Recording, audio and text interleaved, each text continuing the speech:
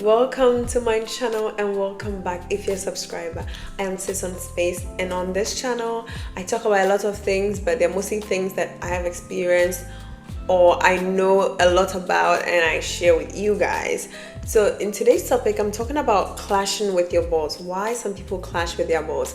If you've ever experienced clashing with your boss, you know it's a very uncomfortable scenario at a workplace when you have a boss who's always like on your neck and who kind of like doesn't give you a breathing space. It's like they don't like you, and I've experienced that a lot. Even this summer I decided to take a 1-month job to see, in a different sector, and I still face that. So I was thinking, is it me or is it them? And in this video we're going to find out.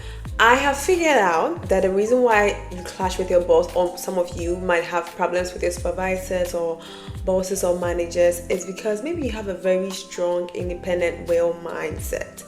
And what I mean is that if you're a person who has a very kind of like strong personality, you kind of face a lot of challenges in a workplace. Most workplaces demand people to just be sheeps and follow the rules. Don't ask questions, don't initiate, only do as you're told. That is what most bosses expect. They always want to be in charge and in control. So when you come in the job and you're very independent and you have a very strong will mindset and you're also initiative and you also ask questions, you come off as a challenge to your boss. Your boss might think, what do you mean? You mean you know what you're doing? Like, why would you ask me a question when everybody just do as I tell them? You come off a bit of a challenge. You come off a bit like you're challenging authorities, and that might stir some anger or frustration in your boss. So I would suggest that if you're a very independent, strong-minded person and you know who you are and have a strong personality, it's okay.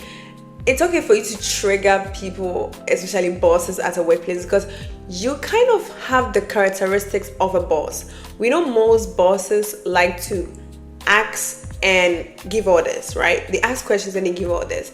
They initiate stuff. They have a very strong personality. So if you possess that, it's like, two sides of the same coin. You guys wouldn't match. It's like there'll be too many clashes. So I get it. And I happen to ask, I'm the type of person, I happen to ask questions a lot.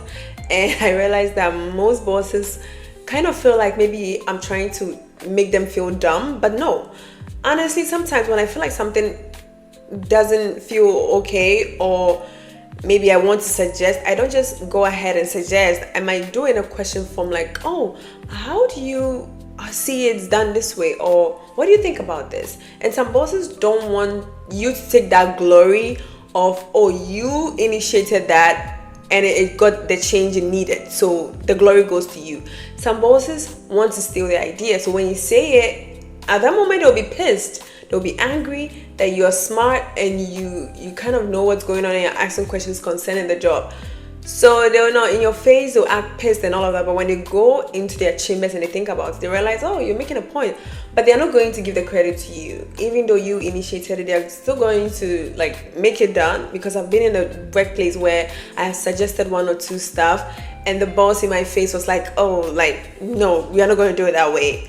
And then it ended up being done that way, and the boss didn't even mention me. And I'm like, oh, it's okay. At least I know I asked a question which brought up about that. Okay, if mostly you have that character, you would a lot of time provoke your boss. And the second sign I've also recognized in people who clash with bosses is people have creative mindset who are not rigid-minded. There are people who are rigid-minded and they'll be in a job for 20 years, 30 years, 40 years, and they will try not to rock the boat, cause any trouble. So they're always like obeying the rules, not breaking any rules. Everything like so good. And that is what most jobs want. That is exactly what they want, exactly where they expect you to be. But if you have a creative mindset and you think outside of the box, and you bring about like a new type of idea, fresh ideas, things that people haven't thought of, or you try to create or do your job in a very creative way, you're going to stay insecure to your boss, because they'll feel like you're trying to get attention. They'll feel like, what are you trying to do? Are you trying to take the attention off me? Because we know most bosses tend to have big ego. So if you come off a bit of a genius, you might hurt them a little bit. You might hurt their little ego. So mostly I would suggest that people who have a creative mindset should start investing in something which is like kind of like their own. Maybe start a business, start a YouTube channel, start doing your own creative thing, because most jobs, I know there's some jobs who demand creators. Maybe you should go and work there. But at a normal job, most of the jobs, like maybe in offices and stuff, they won't applaud you for that. You might come off like annoying, you might come off like you'll piss them off, okay? And guys, you see today's outfit, I'm in my summer mood. I'm still in the summer mood. And the third sign I've noticed is the style of communication. There are different styles of communication. I've even made videos on communication. You should check it out. And what I've noticed about people, the third or the fourth, I don't know where we are, I think this is the third one. I've noticed about people who clash with their bosses is most of them have a very assertive and direct type of talking. I have that. I am very kind of like blunt when I'm talking. Even when I'm shy, I don't know how to come off shy. You know, I'll be awkward. But one thing I know I'm going to do is I'll be direct with you and I'll be blunt. I don't know how to hide how I feel. I mostly wear my heart on my sleeves. And yeah, I embrace myself for that. And if you have that type of communication at a job where you're very assertive and direct and blunt, yeah, you're in for a disaster, because that's very bossy. That style of speaking comes off as the boss should be talking like that, not you. And that happened at this summer job that I said I did. When I came to the job, and I'm going to make a separate video on that. I'm going to make a separate video on that tonight. But I came off a bit too direct to them. I felt at the end when I was reflecting the whole thing, I was very confident. Even when I'm talking to my co-workers, I was very direct and straightforward about things. And the supervisor didn't like it. It was a bit of a icky feeling. So when she's talking, she doesn't look at my face. But when I'm talking, I look direct in her face and I say what I have to say. But she doesn't look at my face when she's talking to me. And she ended up having a fight with me. And I was like, okay. She came up very angry with me. She made a mistake, and I was told to tell her to come into the office, to come into the kitchen, because it was a restaurant job, because there was a mistake. I went directly to her, looked in her face, and I told her, hey, you're needed here because I think there is some error somewhere. And she ended up putting the blame on me, which I know nothing about. Like, I didn't even know what was going on. And I realized the resentment she felt, because as a black woman, and also the only black woman there working at that time, I felt like she wanted to pick on me, but I was too confident. I came off too confident that even the customers thought I was the boss. I had a lot of customers when there is a problem. Even the receptionist, when there was an issue, she ran to me thinking I was the supervisor. And I was like, no, I'm not the supervisor. She's the supervisor.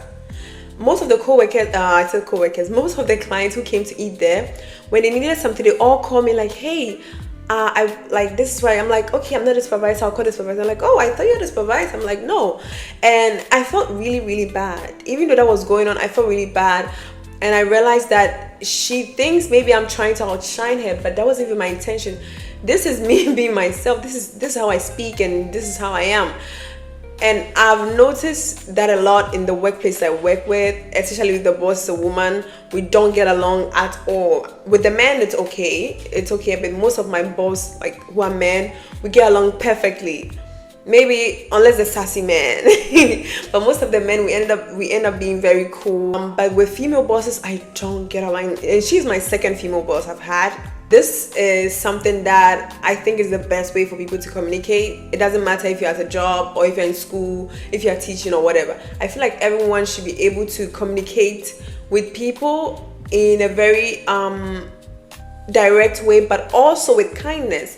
Not saying bad things or being very aggressive, but just being clear about what you want to talk about and being confident, not having a shaky voice or nervousness. Sometimes when you're the only, or you're the minority in a place, people expect you to not speak, be quiet, sit down, shut up, just observe, do as they say, And I didn't come off like that. I came off someone who knew what she was doing, even though that was my first time working in that sector. But I was very confident that I can do whatever or role I'm put in. So I did exactly that. And I rubbed people wrong. And the people who really saw who I am and liked me were like, I like your style, you act like a mini boss. So when I told them I have a YouTube channel, they're like, oh Slay, I knew that, because you come off of someone who like can do things on their own. And I'm like, well, that is it. When you have all these 3 characters that I talked about, like your personality, your style of communication, all of that, and you're also skilled and competent, your boss might end up being jealous of you. What they might be thinking is, what is she trying to do? Is she trying to get people to like her? And worst thing is when people also like you. I forgot to mention that. When people tend to like you at your job, especially the people at the top, your boss will feel very insecure, or your supervisor will feel very insecure. That is another thing I've noticed. If you're skilled and competent and people like you and you're able to influence those people, you come off influential without you trying. Maybe you have a nice sense of fashion, you stand out, you're very unique, you have your own way. Whenever you are, like, how do I say, when people walk into the workplace, you are kind of like unique in the way you are, the way you communicate. Your boss knows that you could stand a chance to replace them. Bosses know who is the next boss. Let me tell you, people who are supervisors and managers at work, they know the game they play to get to where they are. They know the mindset. They know all of that. So if you have all of these, they know that you're going to get the attention of those above. And especially if you have the attention of those above and you're very cool with them, you're very nice with them, they are very, they talk good about you, they are going to make sure they find fault in the things you do. And sometimes it has nothing to do with you. You did nothing, you're doing the right thing, but they will find fault to always report you to those people, so they will stop liking you, because maybe they are not on the field per se. He or she is on the field. So whatever he or she says is believable. Whatever he or she will say, they're going to believe it. And you might be there like, but it's not my fault. Like, I didn't do anything. I'm doing everything right. You might be doing everything right. But if you have a boss who's insecure and you're always clashing with, you are not going to go far. They're going to stunt your growth. They will find a way. If your boss is jealous and feels insecure and has a huge ego, you are not going to move further. In fact, they're going to put you in the worst category in the workplace to make sure they taunt your soul until you leave the job. Some of them will even fire you, because that's easy. They will make sure they kind of like punish you until you leave. Okay, so be very careful. And if you don't know and you're coming across this video and you want to learn how to have all these skills, please subscribe, because I will make a video. You might get fired soon if you possess those qualities. But hey, if you work for yourself, sometimes you kind of naturally learn a lot. It comes like working for yourself, it comes with all of that. You need to possess some kind of characters, and some are also natural. You have to be born a leader to be able to walk a certain path, I would say, to be able to walk a certain path. So your boss might feel like you're trying to get their attention, so you replace him or her, and that might cause the clash. Okay. And I think I'm on the 5th or the 6th, I don't know where I am. But another sign I've noticed is that some people step outside of the role. Maybe you're given a role, maybe an unexpected role in the job, and you step outside and you get some kind of good performance, or you outstep like the performance needed from you. It can also stir some insecurities in bosses. So it's good that you know a lot of things. It's good to always be skilled and to always take some decisions at the workplace. There's some people who just, after they do, maybe they are assigned to a specific task. After they do that, they don't want to do anything else. They just stand there and wait till you tell them the next thing. And there's some people that they have like the sense that, okay, since this is done, I can put it here, I can do this, I can organize this, I can do that. That also causes very good attention from people at workplace. And that is very like leadership energy, okay? So when you have an unexpected role, you're able to take decisions on how to conduct yourself, you might also stir some ruffle feathers with your boss, okay? You might ruffle your boss's feathers. But I mean, what can you do? You're just a human. You're just a human being. And the sixth sign and reason why there are clashes at job place between bosses and some co-workers, or why you clash with your boss, maybe because maybe in the past, maybe this time has nothing to do with your boss. It could be your trauma. Maybe in the past you had a strict teacher, a strict parent. So you get triggered when you're being micromanaged. When I say micromanage, I mean someone who's always making sure you did the right thing at the job place. Maybe you make a little like, oh, don't do it this way, do it this way. And they try to micromanage, like tell you what to do. Or tell you not to do, not to put it here, not to do. You get angry and you might react. That will cause clash, because most bosses, or some bosses, or people who are very have a leadership mindset and behavior, notice when people are triggered by authority. They notice it from your body language, from the passive aggressiveness. They can tell they trigger you. And when some bosses find out that triggers you, they're going to press you in that same place until you burst out. So go within yourself and ask yourself, do you have, some emotional trigger with micromanagement or with people in authority? And that also brings me with that. Some people also have authority triggers because maybe they've faced an unfairness with authority. Maybe there are some authorities that they had in the past who were very unfair, who were very bad with them. So they always enter the job place always in defense mode. They're already in defense mode already.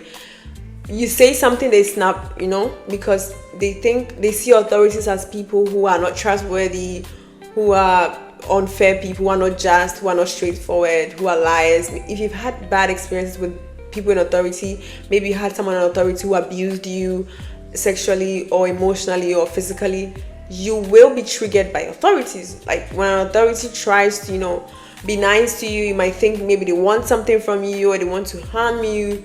So you'll be triggered and you won't have a good relationship with them. So with these ones, I would say check yourself also. Even though the first ones were about, your boss, now putting the ball in your court, I'm putting the spotlight on you. Do you have any trigger when it comes to authority? Did you have good relationship with your mom and dad? I mean, check all of that. And maybe in school, were you always the troublesome one with the teachers?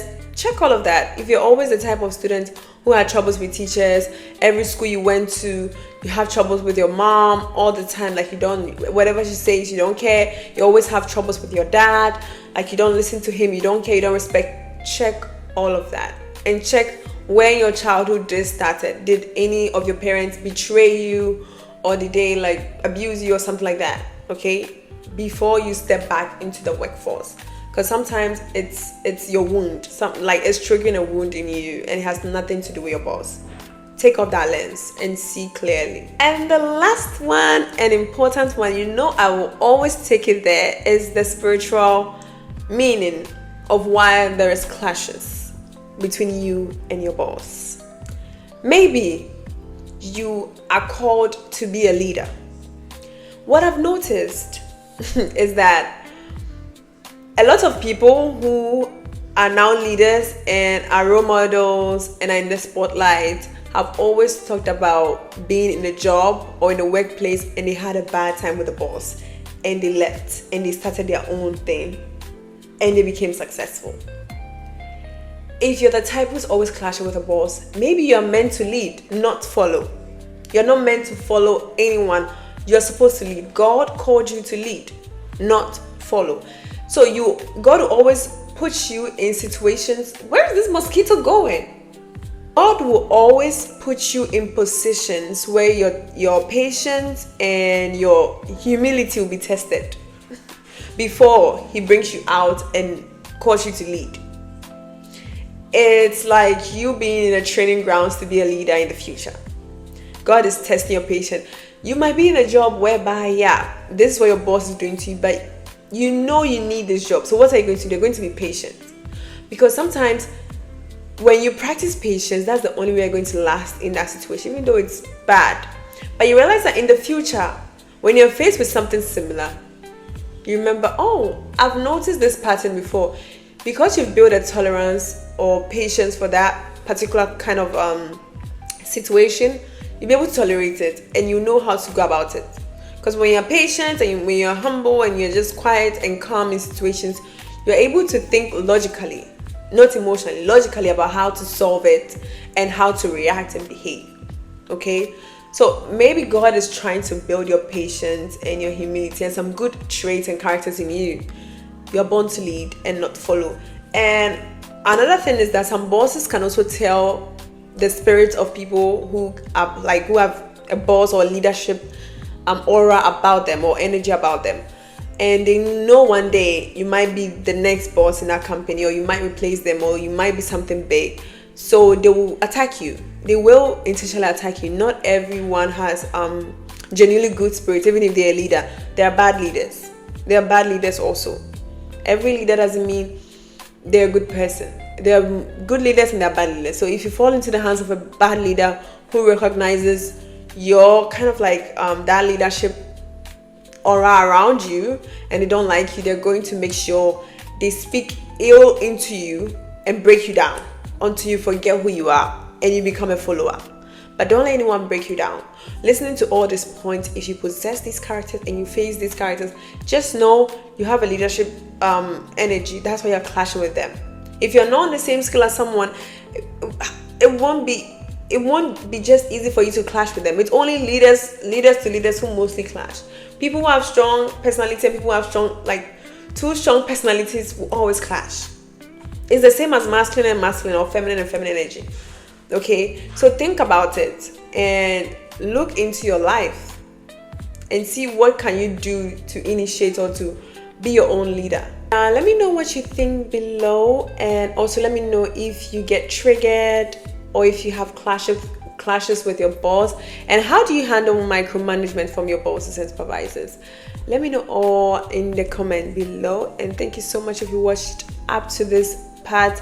Please smash the like button and subscribe, and I'll see you guys in the next one. Bye.